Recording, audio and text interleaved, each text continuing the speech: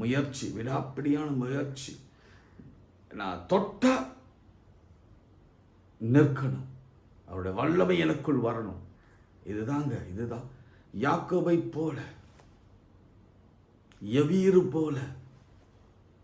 அதே மாதிரி மரியாள், நான் பார்க்காம இந்த கல்லறையை விட்டு நான் போக மாட்டேன். அழுது கொண்டே நின்றா. விடிய காலத்தை அதை நம்ம பார்க்க போகிறோம். அழுது கொண்டே நின்றா. ஸோ இப்படி நம்ம வாழ்க்கையில் ஒரு காரியத்தை பெற்றுக்கொள்ளணும்னா விடாப்படியாக ஆண்டவருடைய சமூகத்தில் நின்று. ஏன்னா நிறைய சம்பாதிக்கலாம், நிறைய பொருள் வரும், நிறைய ஐஸ்வர்யம் வரும். உலக பிரகாரமாக மனுஷனோடு நம்ம போராடி நம்ம எப்படி ஏசாவை, அவங்க அப்பாவை, அவங்க அம்மாவை கிட்ட இருந்தாலும் பெற்றுக்கொண்டான்னு உங்களுக்கு தெரியும். ஆனால் அந்த பொருள்னாலே வேதனை வரும். ஆனால் தேவன் கொடுக்குற ஆசீர்வாதத்தினாலே, ஐஸ்வர்யத்தினாலே வேதனை வராது. அதன் பிறகு யாக்கோபுக்கு வேதனை வந்ததாக வேதாகமும் சொல்லவே இல்லை. அன்னைக்கு மாற்றது தான் இஸ்ரவேலாக அவர் மாற்றினார். பிரியமானவர்களே, இன்று மாற்றுவார். இன்று நம்ம ஜெபிக்க போகிறோம் பாருங்கள். நீங்கள் மனசில் யாக்கோபோ மனசில் வச்சு அவன் முழங்காலிலே பட்டு முடியாள்களிலே நின்று அல்லது அவன் உட்கார்ந்து அவர் பாதத்தை பற்றி பிடித்தது போலவே பற்றி பிடிக்கலாமா? எல்லாரும் நீங்கள் எந்த நிலையில் இருந்தாலும் சரி, உட்கார்ந்துருப்பீங்க அல்லது நின்று கொண்டு இருப்பீங்க அல்லது பஸ்ஸில் போய் கொண்டிருப்பீங்க, எந்த நிலையில் இருந்தாலும் நல்ல கண்ணை மூடிட்டு அவர் பாதத்தை பிடிங்க. ஆண்டவரே, இது ரொம்ப நாளாக தாமதமாய் கொண்டு இருக்கிறது, எனக்கு இன்னைக்கு பதில் வேணும் சாமி. I need a reply from you. ஆண்டவரே, எனக்கு பதில் வேணும் சுவாமி. நிச்சயமாகவே பதில் வேணும் சுவாமி. இதோட போராட்டத்தோடு நான் இன்னும் போராடி கொண்டே இருக்க முடியாது. இந்த போராட்டம் மேலும் மேலும் வளர்ந்து கொண்டே இருக்கிறது தவிர இது பயமாகுது, இது வேதனையாகுது, இது இன்னும் சஞ்சலங்களை ஏற்படுத்துகிறது, வேதனைகளை ஏற்படுத்துகிறது. இந்த பயம், இந்த போராட்டம் என்னை அழித்து கொண்டு இருக்கிறது. ஆண்டவரே, நான் மனிதனோடு போராடினது போதும், இனி நான் மனிதனோடு போராட போவதில்லை. ஆண்டவரே, அவனுடைய போராட்டம் நிற்கணும்னா நான் தேவனோடு கூட போராட வேண்டும். இந்த வேளையில் கர்த்தாவே, உங்களுடைய பாதத்தை பிடிக்கிறோம். அன்று அந்த மரியாள் தன்னுடைய கண்ணீராலே உடைய பாதத்தை நினைத்து தன் தலைமயிரினாலே துடைத்தது போல நாங்கள் உடைய பாதத்தை பற்றி பிடிக்கிறோம். ஆண்டவரே, உடைய பாதத்தை நாங்கள் விடப்போவதில்லை. பர்த்திமேயு சொன்னான், தாவீது குமாரனே, எனக்கு இறங்கும், முன்னிலும் அதிகமாய் கூப்பிட்டான். எவ்விரு பாதத்தில் விழுந்து என் மகளை வந்து கடாட்சித்தொழும், விடுதலையாக்க வேண்டும் சொல்லி உன் பாதத்தில் விழுந்தான். ஆண்டவரே, வேதத்தில் அநேகருடைய பாதத்தில் விழுந்த வகையில் எல்லாம் கர்த்தர் எழும்ப பண்ணினீங்க, ஆச்சரியங்களை செய்தீங்க, உயிரோடு எழுப்பினீங்க. அவங்க வாழ்க்கை தரத்தை தலை எழுத்தையே நீர் மாற்றி அமைத்தீங்க. ஆண்டவரே, அப்படியே நாங்களும் இன்று உங்களுடைய பாதத்தில் விழுந்து ஆசீர்வாதத்தை நாங்கள் பெற்றுக்கொள்ளப் போகிறோம். இனி எங்கள் பெயர்கள் பழைய பெயர்கள் அல்ல, புதிய பெயர்களாக மாறப்போகிறது.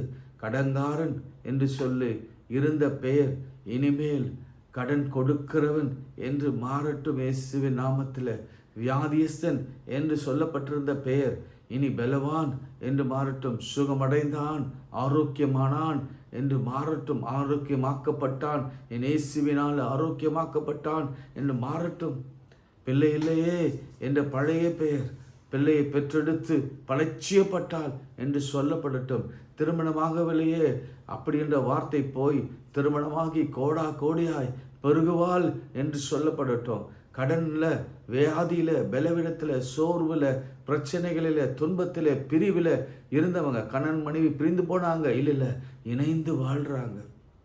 அன்பினாலே அவர்கள் அன்பில்லாத ஒரு வாழ்க்கையை வாழ்ந்தாங்க, இன்று அன்பினாலே கட்டப்பட்டிருக்கிறாங்க என்று உலகம் சொல்லட்டும். எங்கள் பழைய போராட்டங்கள் எல்லாம் முடிவுக்கு வரட்டும். பழைய பெயர்கள் எல்லாம் ஒரு முடிவுக்கு வரட்டும்.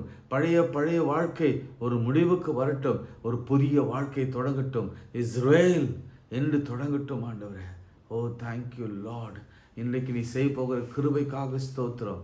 இஸ்ரேல் அநேக பெயர்களில் உடைய சங்கமம், அது ஆபிரகாம் இருக்கிறது, அதில் யாக்கோபு இருக்கிறது, அதில் லேயான் இருக்கிறது என்று பல சாரால் இருக்கிறது.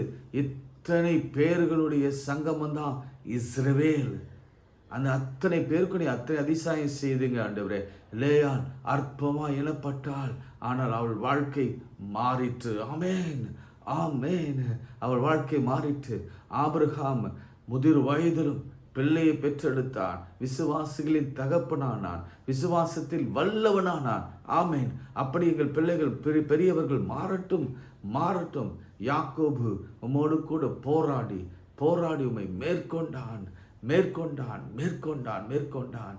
அவன் முந்தி இருந்ததை காட்டிலும் அவன் பிந்தி இருந்த வாழ்க்கை கர்த்தர் ஆசீர்வதித்து பன்மடங்கு அவன் சொன்னான், நான் வெறும் கோலும் கையுமாய் நான் இந்த வனாந்தரத்தை கடந்து போனேன், இனி 2 பரிவாரங்களோடு கர்த்தர் என்னை திரும்ப வர பண்ணினார் என்று சொல்லி அந்த இடத்துக்கு பெத்தேல் என்று பெயரிட்டான்.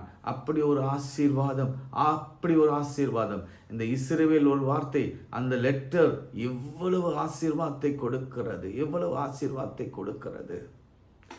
லேயாள், யாக்கோபு, ஆபிரகாம், சாராள் என பல அர்த்தங்களோடு கூட ஆண்டவர் கொடுத்திருக்கிறார். ஆண்டவரே, எங்கள் பிள்ளைகளை, தேவ பிள்ளைகளை இந்த பெரிய அச்சரித்துக்குள்ளே நடத்துங்க, அற்புதத்தை இன்று நடத்துங்க ஆண்டவரே. இந்த நாள் நடத்துங்க, திஸ் வெரி டே நடத்துங்க ஆண்டவரே. நீங்கள் நடத்த போகிற கிருபைக்காய் ஸ்தோத்திரம். வியாதிகள் எல்லாம் மாறட்டும். அது எப்பேற்பட்ட கேன்சராக, எப்பேற்பட்ட அது டியூபர்குலோசிஸாக இருக்கட்டும் என்று ஒரே நொடிப்பொழுது மாற்றும் ஆண்டவரே. எங்கள் பிள்ளைகளை எல்லாம் பாதுகாத்துக்கொள்ளும். எங்கள் பிரயாணங்களை ஆசீர்வாதம், நல்ல வேலை கொடுங்க, நல்ல உயர்வை கொடுங்க, தேர்ச்சியை கொடுங்க. ஜெயம் கர்த்தரால் வரட்டும். பிசாசு கையை எடு இயேசுவின் நாமத்தினாலே, இயேசுவின் நாமத்தினாலே கையை எடு. ஒரு பிள்ளைகள் இல்லத்தில் நீ பிரவேசிக்க உனக்கு அனுமதி இல்லை இயேசுவின் நாமத்தினால. அவங்க இஸ்ரவேல் கைப்பட ஒருவனாலும் கூடாது ஆண்டவரே. இப்பொழுது யாக்கோபு என்னும் பூச்சியே என்று அழைத்த என் தேவன் இஸ்ரவேல் என்று அழைத்தார். அவனுடைய குதிக்கால் சுலுக்கிற்று. அதே குதிக்காலில் என் ஆண்டவர் இயேசு கிறிஸ்து சாத்தானின் தலையை நசுக்கினார். இன்றும் கூட உங்களுக்கு விரோதமாக எழும்புகிற சத்ருவையும் பிசாசியும் இயேசு கிறிஸ்துவம் குதிக்காலினாலே, ஓ யாக்கோபு இயேசு கிறிஸ்துவின் குதிக்காலின் அடையாளமாக இருப்பாரானால், அதே குதிக்கால் இயேசு கிறிஸ்துவின் குதிக்கால சத்ருவின் தலை நசுக்கப்படுகிறதை எங்கள் கண்கள் காண வேண்டும். இயேசுவின் நாமத்தினால் ஜெபிக்கிறோம் பிதாவே, ஆமென்.